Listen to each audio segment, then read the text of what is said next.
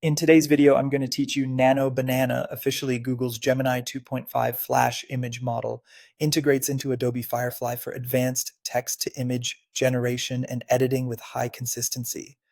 First, head to firefly.adobe.com and sign in to the Adobe Firefly web app. Before you get started, make sure you have enough generative credits available since Nano Banana uses those credits for processing. You'll see your balance inside the interface. Keeping an eye on it helps you plan longer sessions and avoid interruptions mid-project. Once you're in, click the Generate button in the top menu. This takes you straight into the text-to-image workspace so you can start creating immediately. This mode works both for brand new generations and for editing with a reference image, so it's a great place to do everything from quick concepting to precise targeted tweaks. Next, open the General Settings panel on the right and click Model.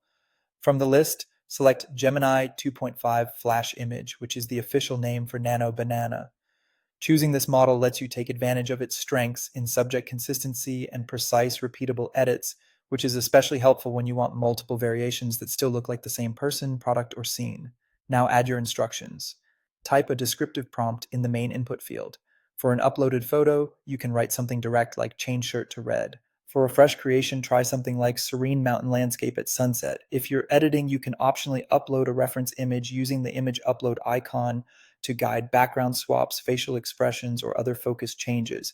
Adjust any settings you need, such as aspect ratio or style, to match where the image will be used, then click the blue Generate button. When the results appear, take a moment to review them. If you want alternatives, regenerate to explore more options, or use upscale to enhance detail and clarity. You'll also notice a Synth ID watermark is applied to indicate the image was AI generated, which helps with transparency. From here, refine your image with iterative prompts.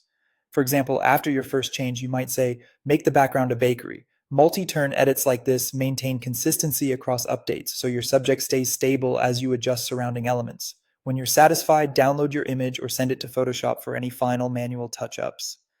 And that's it. If you found this tutorial helpful, don't forget to like this video and subscribe to my channel for more Adobe Firefly tips and tutorials.